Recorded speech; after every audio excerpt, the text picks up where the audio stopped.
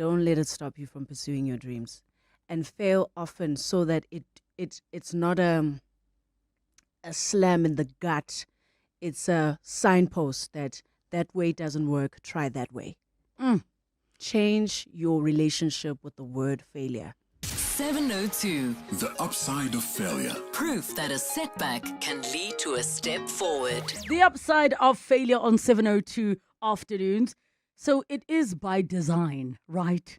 That it's all things sport this week. Our youth takeover yesterday. We're chatting what it takes to become a sports broadcaster. And then we're like, Jaga, Friday, upside. Motshidisi. How are you? Thank you for coming. I am so happy to be here. So happy to be chatting with you, really. I've been waiting for this call. You've been waiting. I'm like, you see, if that powerhouse calls me, then I know. Pressure ekana, so much pressure, huh? No, man, I love the show. I love how you interview. I love your aura, your spirit. Thank you. You know, you're such a great storyteller. You have so much patience for your guest. Love it. Love it. Thank you. Listen, I am so excited for you. Yeah. I being the unapologetic feminist that I am. Yes. In any space that I operate in, when I see a woman amongst the men, I just get, man, it just feels like it's for all of us, especially as Black women, and understanding what it means for those coming up after us. You know, I wanted to reach a time. I mean, I'm going to be honest with you, and I've never told you this, but you sit in many of my proposals that I submit for a whole bunch of different things. And every single time it comes to sport broadcasters where we now have to discuss who are the women, the list is short. It is too short. Yeah.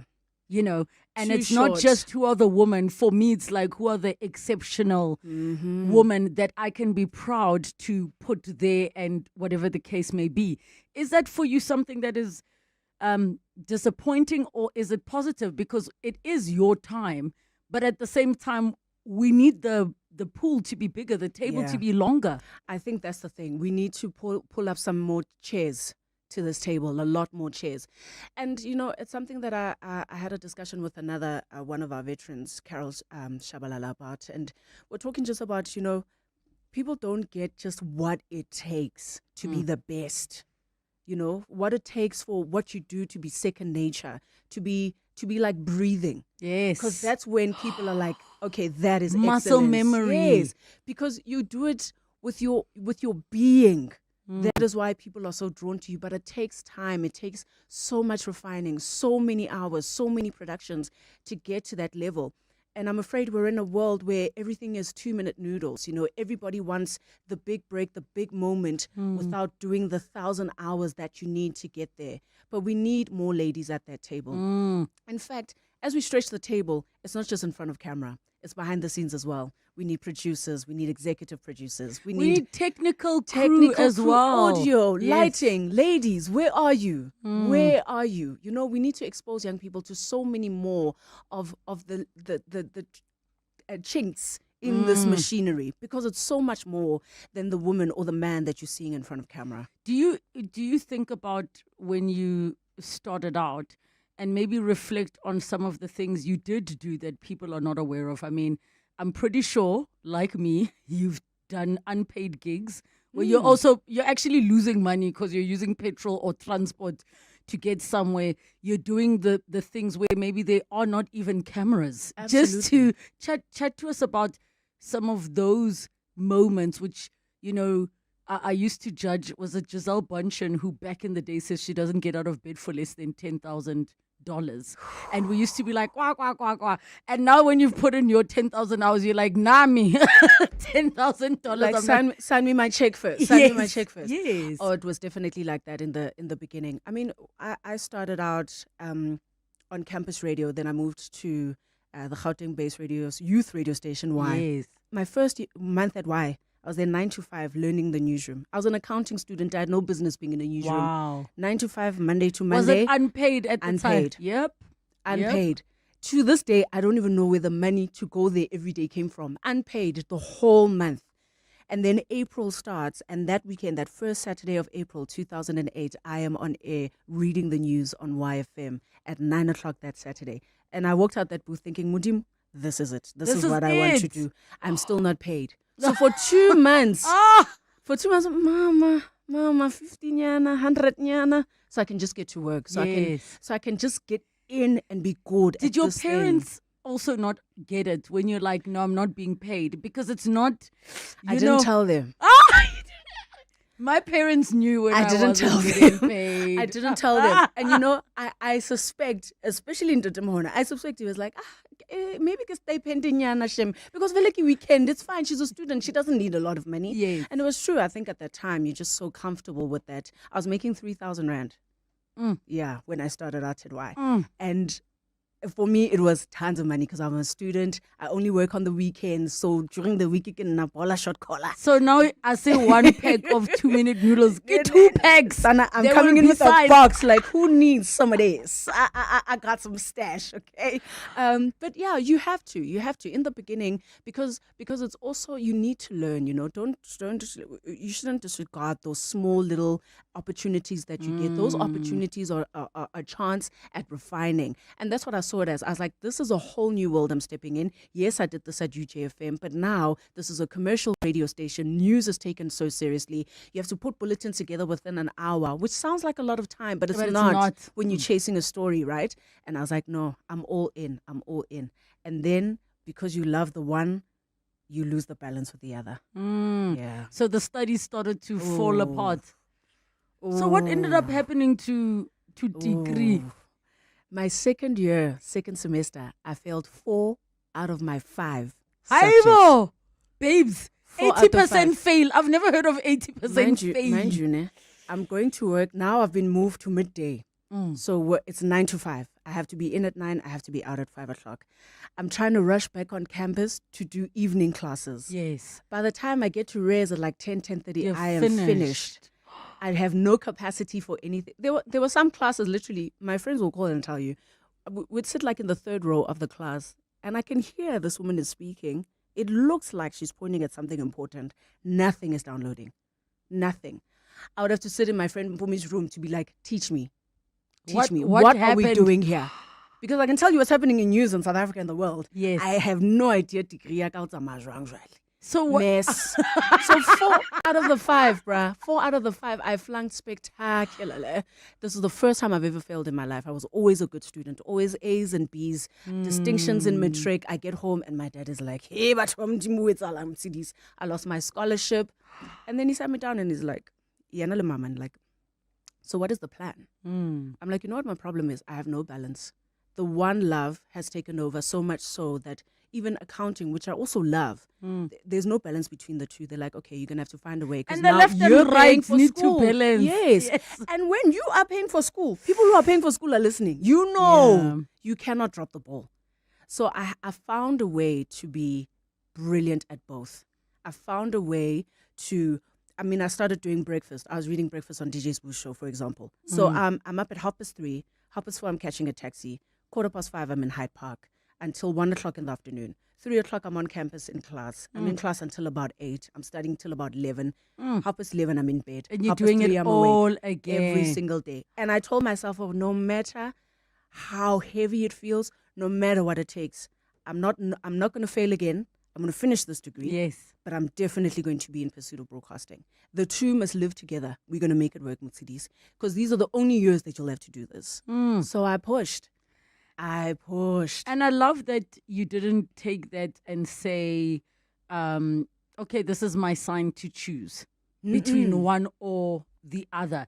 It was you saying, I need to recalibrate to make it work because I really want both. I really wanted both. I knew that accounting would hold me in good stead no matter what happened in this new arena that I'm in, that I'm still trying to figure out, But you have to go where your heart is.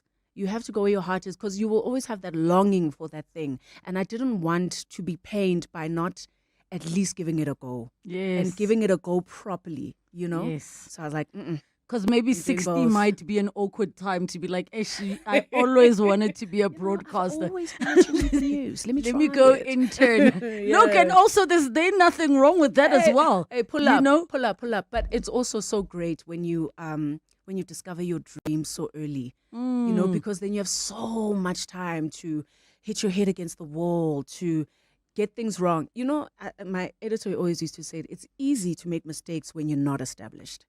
No one is paying attention just yet. Yes. They know that this is a talent. But when you make mistakes, it's not the end of it. Doesn't feel like the end of the world. That's why graveyard shifts are gold. So important. Oh, so important. We need to take a break. When we come back, we continue on the upside of failure. 702. The upside of failure. Proof that a setback can lead to a step forward. 21 minutes after 2 o'clock, and we continue on the upside of failure, chatting to Motshidisi Mohono. And we take your calls on 011 883 0702 and the WhatsApp line 072 702 1702.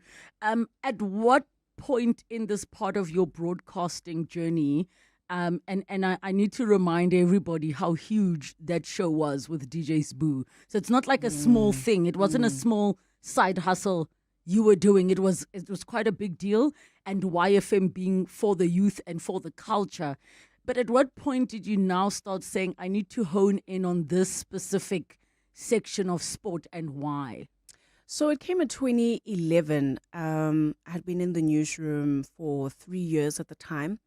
And our sports lady, Tato Moyeng, Yes. Tato Moyeng was switching to Super Sports. Everybody says I sound like her. They all There's say, such a similarity. And I've never, I don't even know if I've met her. I must check. We must find out. We must, You yeah. guys must actually come together. And then we will listen and be like, Yeah. who's asking a question? Who's okay. We're with you. Because it will really sound like that. But a wonderful, wonderful broadcaster. So she had got an opportunity to move to Supersport. And then I went to my editor. I was like, Zooks, can I take over the sports desk? And he's like, okay, cool. And at the time, our newsroom was so young. So sport was like a part of our vibe, our DNA. I had grown up playing netball, playing hockey as well in high school. I've watched football all my life with my dad. So I was like, no, man, I can do this. If we're writing bulletins the way we write it for news, I will always be able to inform our listener of what is going on in sport and make it fun. Let's go. So I was typing. Homonati, they're listening to the bulletins. They're loving it. I'm like, I cruise control. And then Supersport came out with the Lady Rugger Presenter search. Yes. And the newsroom saw it first. So when I walked in that afternoon, they're like, yeah, you'd be like, you're a candidate. She must go and audition. So it was a day from the newsroom, like, go for it. I'm like, guys, rugby, my gosh. I mean, rugby I was introduced to in high school. Still didn't know the rules, still didn't know it intricately like I know it now. And I was like, guys, no, man, we're setting me up to failure. They're like, what nope, is your go for biggest it. worry? Because I also have this perception, right, that being a broadcaster in a specific genre, which is, switching from news to sport, in my mind, right, and for me, I can say this with the news experience I have now, is I would imagine that you need to know a little bit more than just being able to chase a story and write the information, because much more. You want to be able to stand by the field or the court and give a little bit more than just how did you find that? You know what I mean? The very technical generic nuances that are involved. Yeah, I think it's easier to switch from news to sport, like serious to fun, I'd call it, than fun to serious. That's where people struggle. Oh, it's like, to go from man, sport to news. Yeah, man, sideline, bashing, now news, like, are you sure that that's what they said at the Madlanga Commission? We can't take you seriously. And it's not that You're right. Yes, it's not that you can't take the person seriously. It's that you associate them with the lighter side of life, right? So I thought the switch the other way worked perfectly, because I already have credibility established. Now I have to learn about this new thing I have to teach you. Yes. And the thing about being an anchor is that you are the conduit. You are the fan's voice. So you have to know more than the fan, but you don't have to know more than the panel in order to lead the panel. Do you know what I'm saying? Because you want the fan to walk away thinking, oh, that was educational, or I didn't think of this, or oh, I like this, I need to think about this more. Or oh, we need to pay attention to that in the first half. Okay, let's go. That was the difference for me. So the switch I think was easy. The thing that's difficult in a sport that is mostly male dominated, mostly white male dominated, is that this black girl walks in and it's just like, does she know? And the whispers, thank God, were all coming from outside. I knew it was an outside perception, and I was very lucky to have been blanketed by people within my team that were like, no, anything that you need to know, call us. Anything you need, We'll give you all the sites. I mean, I was studying this like an exam, basically. Which is how it should be. But I want to quickly take this caller before we really delve into what it takes to get the nuances. Because being a fan on a couch saying, ref, is not the same as doing what you do. Yeah. We have a Prudence on the line. Hi, Prudence. Go ahead. Hi, Relebogile. How are you? Good, thanks. And you?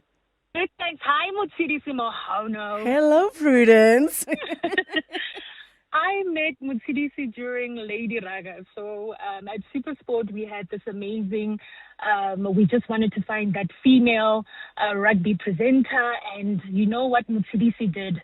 She defined what we say, denied is not delayed. She did not win the tournament, but look at her now. She is running that rugby world as a female black presenter like nothing on this earth. And she is such an inspiration because every time I switch on and I see her in London, I see her there and I'm like, yes, when I'm a girl, you know, you knew exactly what you wanted. You got it. You stayed and you pushed. I'm super proud of you. It was not even a mistake that my bosses did at the time to say, listen, there is something special about this girl. Yes, she didn't make it as the winner, but let me tell you something about Motshidisi Mohono. She's got that black magic. Oh, girl. Well, you got me out here crying. Yeah, I'm running my mascara now. Thank you so much for Prue. that. Worked with Prue. She worked in football, and she's just been one of my champions for so long. Even after she left, she was always like, "Hey, I want to go TV. You cooking? Yes, continue." Yes. And you need people like that, man. You need people like that. So what happened now? They dare you to go do this thing. How far did you get? Third. So I finished third, as Prue mentioned. In the finals, I came third. Made a little mistake. What was the mistake? Do you remember? Yeah, who was I interviewing? His name is slipped my mind. But I remember I wanted to say whistle, and my mind said bell, and I was like, damn. The nuances you were talking about, you know, small little things. Because I'm telling you, as a rugby fan now, if I heard that, I'd be like, get off my TV. You nearly said bell. TV right now. Oh, you said the final bell instead of the final whistle. Yeah. And I remember, but the judges were all happy. But in my heart of hearts, I knew that is the differentiator. But you've done well otherwise. So when they called me third, I was like, third is good. Because one thing I knew is that I had done with this search was all of me, with so much diligence and excellence. This is brand new to me, but I gave it everything. So I knew something's going to crack. The first time you had to do something on camera as well, right? Yes, the very first time on camera. And I remember one of the judges came to me, Darren came to me afterwards, and he's like, listen, I know you haven't won, but you need to pursue this. You're really, really good. And I don't give out that kind of compliment lightly. And I was like, for real? It's like, yeah. I don't know what I'm lucky, because then a few weeks later, one of the producers, Erin Ferreira, called me. She's like, I have a show, Supersport Superfan. We're putting social media on air for the very first time. I've seen your tapes from the Lady Raga search. I think you should come in for a screen test.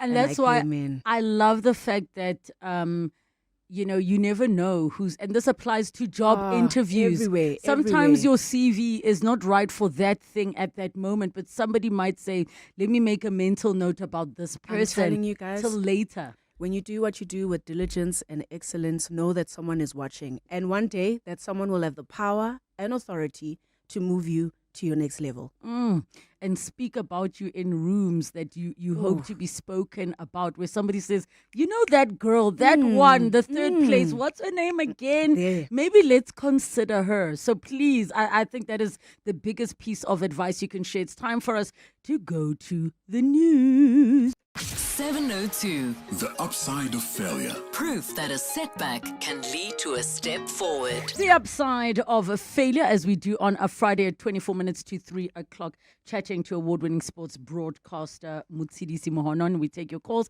011-883-0702 and the WhatsApp line 072-702-1702.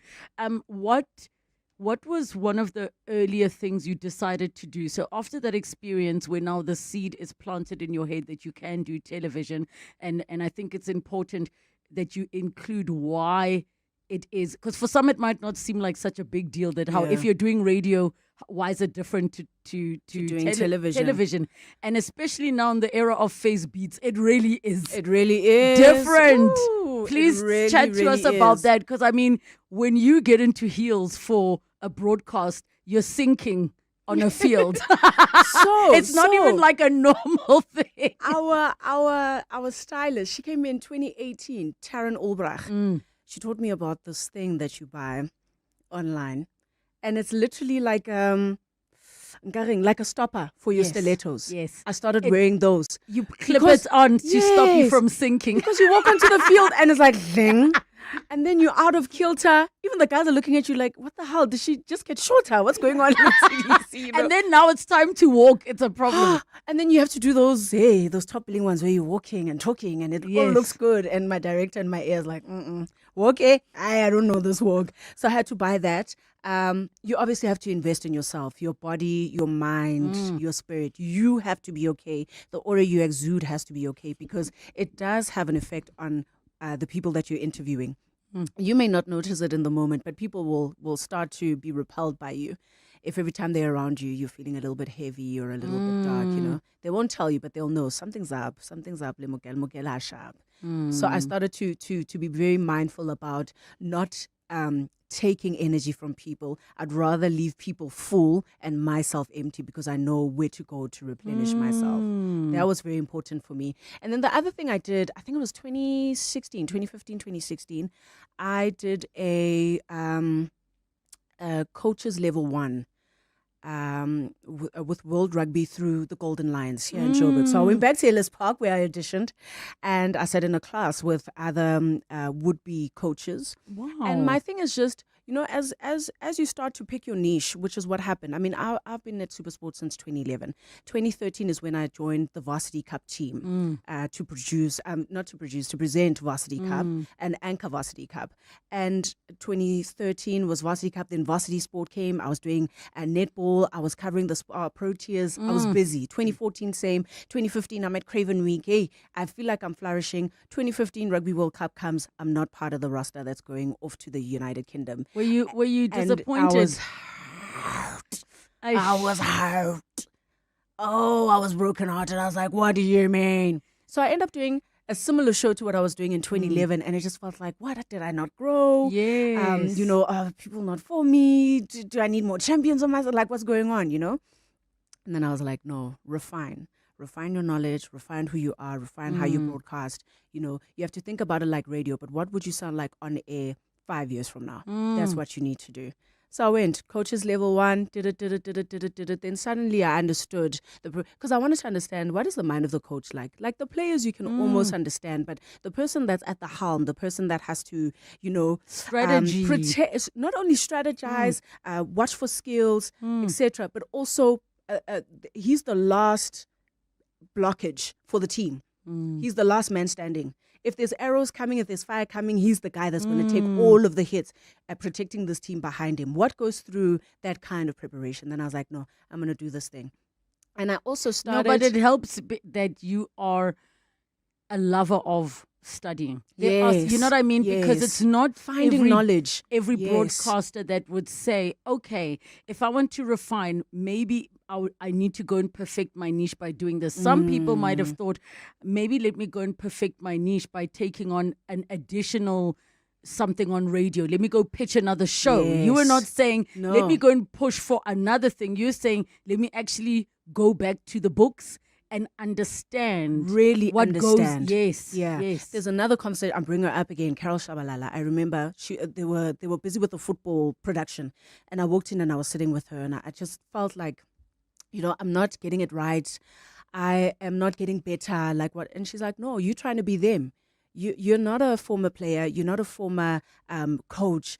Your perspective is completely different. Your perspective on the world is completely different. And that's what the viewer needs. They already know how these guys operate. They need someone else to be like, speak for me now. These are my questions. This is what I want to know. With the context being that, because you're mentioning former players and former coaches, because naturally they come in to the broadcasting space. Yes. And you want to be one of the boys, right? You want to feel like I'd be asking questions, and, you know, you ask a question and then you layer it. Like, Relebogile, what is the 9th planet in our solar system? Because, it has since been removed from the list of planets and what. And suddenly someone's sitting at home like, oh, she knows her stuff. But someone else is sitting there saying, why does she feel the need to embellish that question? The question was, what is the 9th planet in our solar system? Simple.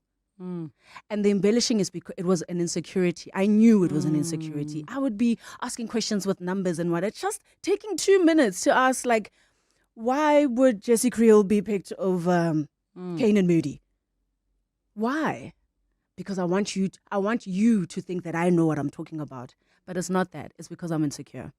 I'm not at the point now where I can just be, guys, this is what I've got. This is who I am. This is my personality. This is my level of knowledge at this time. Now I can do that. And I think also with what Carol was saying, with broadcasting, a big part of it is the personality. Yes. And just being yourself. Yes. So also being comfortable where you don't know the why, because it also keeps you curious. Yes. In your conversations and your interviews. I mean, I started saying things like, no, I don't understand that. Can you explain that again? I mean, I even asked Nas Botja once, like, do you mind demoing that? Do we have a ball in studio? Someone threw a ball at us. He went. He's like, no, Moss, I'll show you. We're talking about kicking techniques for fly halves. And he just hates the box kick, how you have to turn. Because he says, wherever your hips are facing is where the ball's going to go. Why would you turn to the to side? want to kick over there? Because now it's going to go exactly square. So we're talking about that. And then we were debating it with other scrum halves that were on the show. It's like, no, this is how it works now, blah, blah, blah. But you see, because I said, no, I don't get that. I don't see that in my mind. Now, Relebogile is sitting at home saying, yes! Thank God she asked again. Yes, now because I want people to walk away from my broadcast thinking, oh my gosh, I didn't know that, but now I know that. Now I can Embarrassing. No. Because we all know when we're supporting the box, or whoever that we're really passionate about, the last thing you want is that one person in the middle of the game saying, nah. Getting offside. Getting offside. And again, there is no silly questions. There's no silly questions in sport. There's no silly questions on my panel. They know. Sometimes I'll ask them something and they're like, geez, Mats.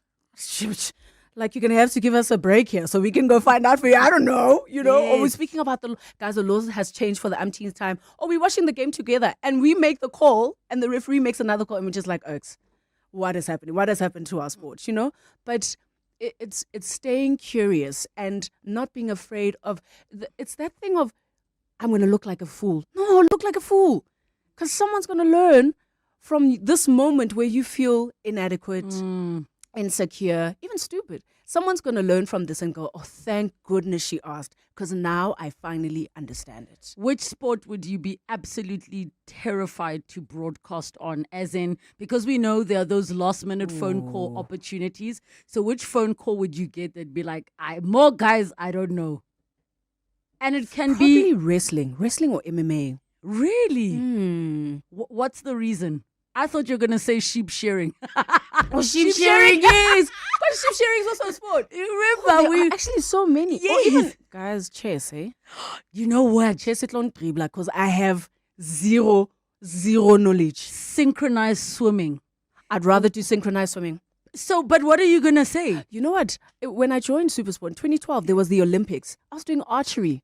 What? Look at me. Archery, I'm we from all know Katlego. it What must do we- go. It must No, go no, to no. the red. At least you can No. say, "I see it landed a little bit. We need to focus." According to synchronized, babes. Because have you seen Russia, China do synchro? And I would find something. I think radio in that moment would save me. okay, Just the radio. Yes, the radio skill of improvisation, of holding for 30 more seconds because the building is burning. Something would help me out. Marabo sheep sharing and I'm chess. chess guy. I have no clue, none whatsoever. Okay, do you at least If someone is out there that can teach chess, like for wait? and I'm at talking least know baby some of beginners. the pieces. You must at least know there's a king and a queen. There's a king and a queen and pawns. That's it. Okay. That's all I know. So- Now where do they go? Okay, wait. At least the pawns, these are my one. There's I don't know where they go. Guys, I'm telling you, if I were to stumble upon two people playing chess, I would sit there quietly minding my business, not knowing a clue. I wouldn't even know when to go, yay. But you know what I think you would radio. if you got thrown in the deep end where they said we just found out the South African team is playing at the chess finals, we need you there. I know what you would do. You would say, put me in the crowd, and you would ask people questions. In fact, you'd within say, the hour, I would don't know know. anything. Yeah. Or you'd say, I don't know much, but I found the mother of the player. Yes. So how did you, and then the pawn, that's what I think you would do. Because what will always save you, especially in sport, tell the stories. We don't create enough heroes. I see it in women's sport the most. We don't create enough heroes of our players. If the technical and tactical is done, if we've waxed lyrical about everything that's about to happen in terms of strategy, storytelling. We need to take a break. I see your messages, 011 883 0702 and the WhatsApp line 072 702 1702. 702. The upside of failure. Proof that a setback can lead to a step forward. 10 minutes to 3 o'clock. We continue on the upside of failure with award-winning sport broadcaster Motshidisi Mohono, and we take your calls on 011 883 0702 and the WhatsApp line 072 702 1702.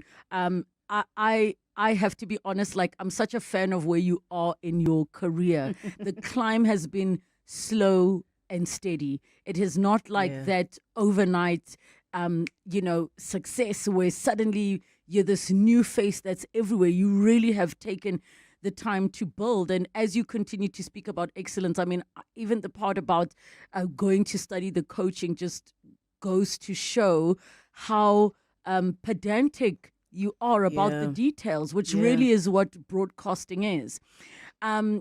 How did you apply all of that to motherhood, ma'am? Tell us. Because them kids will dribble you. Let me tell you, no matter how pedantic, excellent, world-class, par excellence you are, motherhood, it's going to dribble you. Prepare to fail. Fail a lot, fail early, forgive yourself, move forward. That's what motherhood needs. I mean, I was prepared. I had read almost everything. In fact, my friend Mahauta actually called me. She's like, do not watch anything. Do not read anything anymore. You're going to ruin the experience for yourself because you're going to be constantly comparing your pregnancy to everyone else. And I'm glad that I did not actually announce that I was pregnant, because all of that information coming at me, unsolicited at that, would have completely finished me, you know.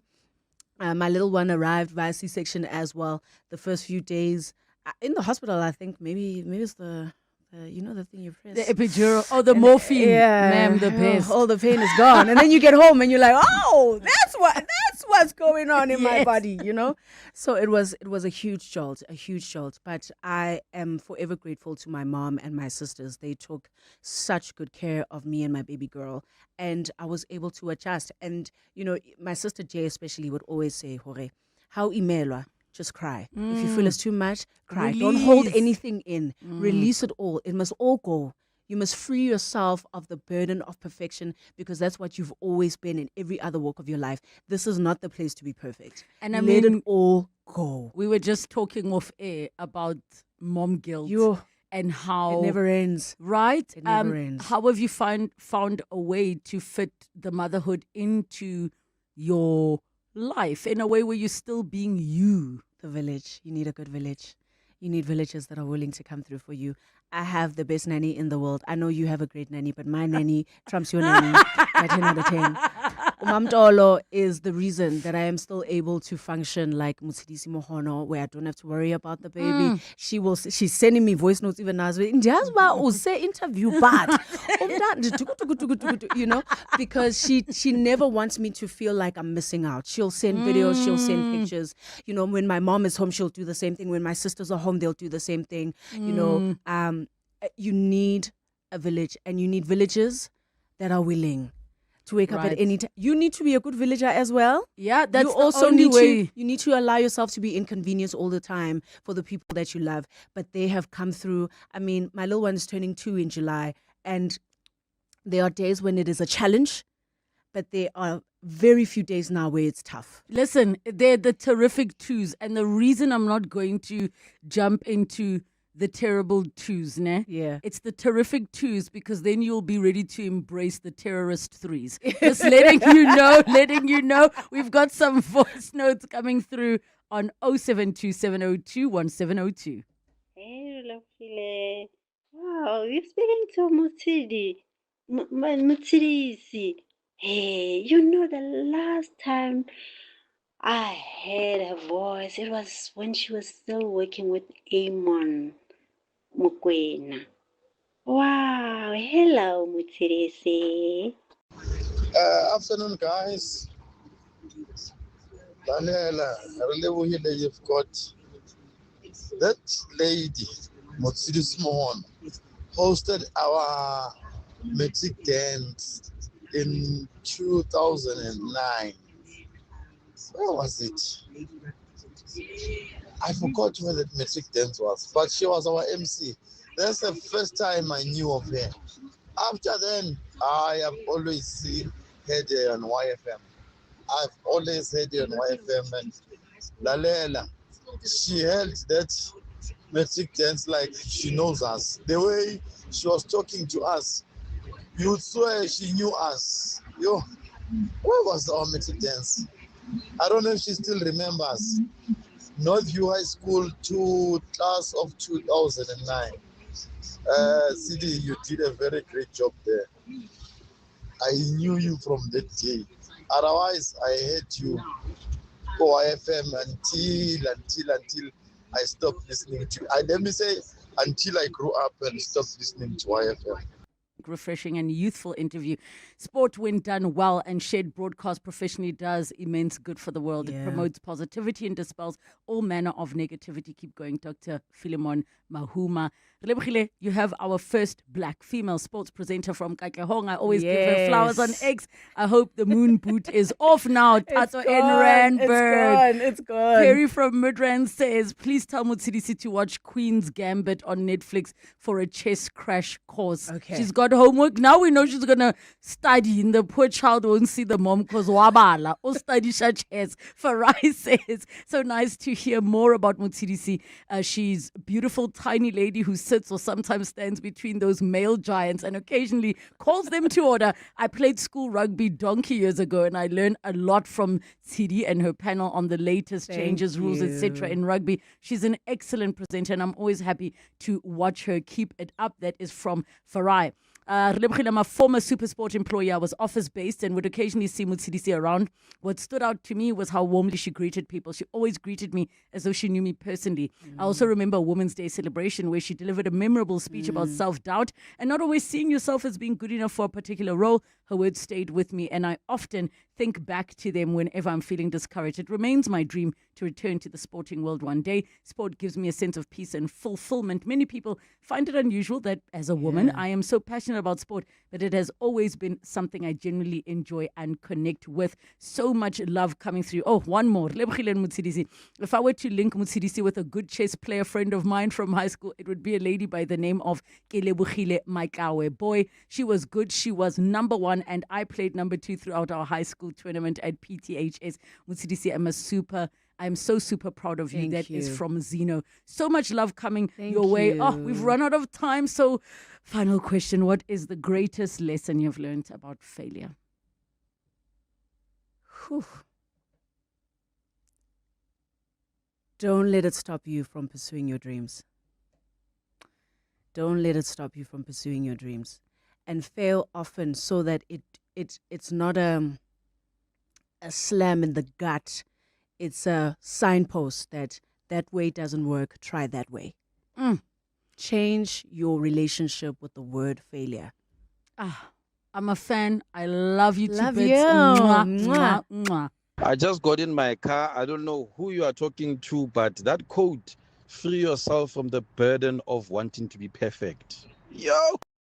Spend your afternoon With Relebogile Mabotja. on 702. Let's walk the talk.